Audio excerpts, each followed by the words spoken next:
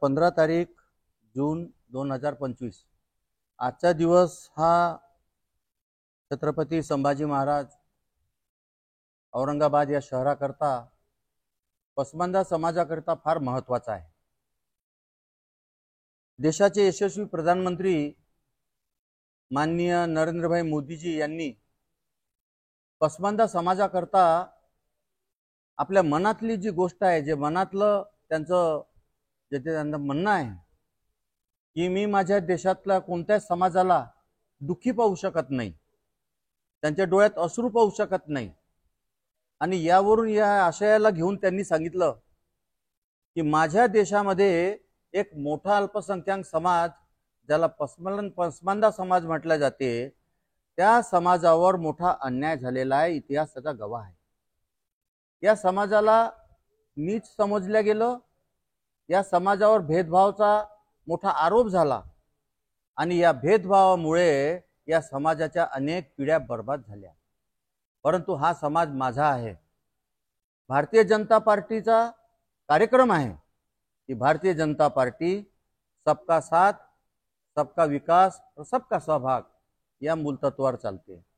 माननीय मोदीजींच्या याच विषयाला घेऊन, याच आशयाला घेऊन आम्ही भारतीय जनता पार्टीचे विविध पदावर काम करणारे महाराष्ट्रातले सर्व नेते पदाधिकारी मोदी जी का पैगाम पसमंदा के नाम असं एक ब्रॉशर काढून हे भारताचे यशस्वी प्रधानमंत्री, आमचे लाडके प्रधानमंत्री माननीय नरेंद्रजी मोदी यांचा पैगाम आम्ही पसमंदा समाजातल्या, गोरगरीब समाजातल्या लहानातल्या लहान तबक्यामध्ये आम्ही हे त्यांच्या घरोघरी पोहोचवणार आहोत। आमचे गावातले प्रत्येक कार्यकर्ते हा मोदीजीचा पैगाम ते त्रासलेले, कुचलेले, शोषित असलेल्या समाजापर्यंत जाऊन हा त्यांचा पैगाम पोहोचवतील आणि त्यांना आपल्या देशातील विकासाच्या मुख्य धारेत आणून एक चांगले राष्ट्रवादी मुसलमान बनवण्याचा आम्ही प्रयत्न करू। बघा पत्रकार महोदय, आपल्या महाराष्ट्रामध्ये एकूण गव्हर्नमेंट जे गॅजेट आहे, मी तुम्हाला हे देतो, मुस्लिम पसमंदा ओबीसी जातीबाबत महाराष्ट्र शासन 1996 ची ही सूची आहे। यामध्ये एकूण 34 जाती आहेत जी ओबीसी मध्ये येते।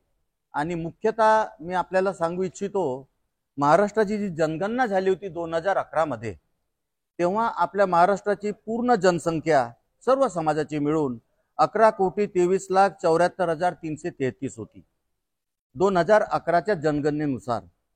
आज जर आपण बघितलं, एक अनुमानित संख्या बघितली 2025 मध्ये, तर आपल्या महाराष्ट्राची पूर्ण लोकसंख्या ही 14 करोडच्या जवळपास अनुमानित आहे। यामध्ये राज्याचा अल्पसंख्याक मुस्लिम समाज हा 15.26% आहे। आणि या 15.26%चं जर एक आपण प्रतिशत काढलं तर त्याच्यामध्ये 1,80,00,000 एवढे आपले पसमंदा समाज अनुमानित आहेत, किंबहुना जास्त भरू शकतात। आता समोर येणारी जातीगत जनगणना आहे, आमचा अंदाज आहे महाराष्ट्रामध्ये अल्पसंख्याक मुस्लिम समाज हा 2.25 कोटीच्या घरात आहे। आणि 2.25 कोटीच्या जर आपण प्रतिशत काढलं महोदय, 15.26% जर काढलं तर हे 2 कोटीच्या घरात हा पसमंदा समाज जातो। मित्रांनो, आपला जर टोटल 4-5 ज्या अल्पसंख्याक समाज जो महाराष्ट्रात राहतो, त्यामध्ये सर्वात मोठा तबका ज्याला आपण म्हणतो अल्पसंख्याक समाजाचा 15.26% जे मी तुम्हाला सांगितलं, हे 2 कोटीच्या घरात आहे। बौद्ध हे 5.81% आहे, जैन 1.25% आहे, ईसाई समुदाय 0.96% आहे, शीख समुदाय हा 0.2% आहे। यावरून आपण बांधू शकता की महाराष्ट्रातला हा अल्पसंख्याक पसमंदा समाज हा गेम चेंजर आहे, हा गेम चेंजर आहे। परंतु या समाजाकडे आतापर्यंत काँग्रेस प्रणित कथित सेक्युलरवादी पक्षांनी निवडणुकीच्या वेळेला गांजर दाखवून, त्यांना सब्ज बाग म्हणजे हिरवे बाग दाखवून त्यांना भ्रमित केलं। प्रसंगी भाजपाविषयी त्यांच्या मनात आक्रस्तार भूमिका निर्माण केली।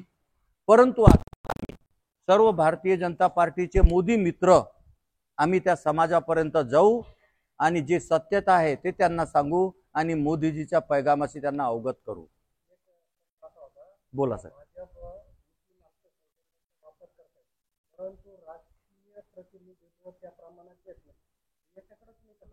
बघा कसं आहे, कोणतीही राजकीय पार्टी म्हणा ती इलेक्टिव्ह पॉवर ज्या व्यक्तीमध्ये असते त्या इलेक्टिव्ह पॉवरच्या भरोशावर निवडणुका होतात, सर्वव्यापी आहे।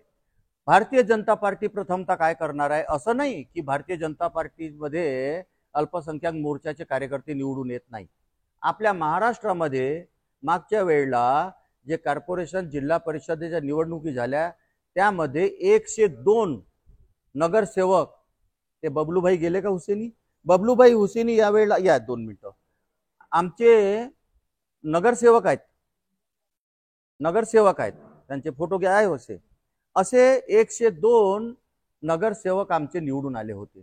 यावेळेला पूर्ण महाराष्ट्रात 258 निवडून आले होते। यावेळेला 500 नगरसेवक निवडून आणण्याचा आमचं ब्रीद आहे।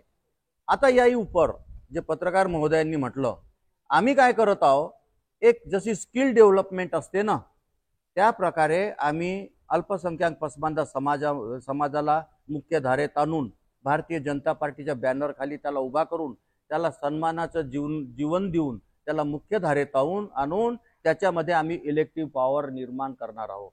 त्याच्यामध्ये हिम्मत निर्माण करणार आहोत की भारतीय जनता पार्टी कोणी एखाद्या घराणेशाहीची पार्टी नाही, एखाद्या वाड्यातली पार्टी नाही, एखाद्या राजा राजवाड्याची पार्टी नसून भारतीय जनता पार्टी हे भारतात राहणाऱ्या सर्व गोर गरीब पीडित सर्वांची भारतीय जनतेची पार्टी आहे।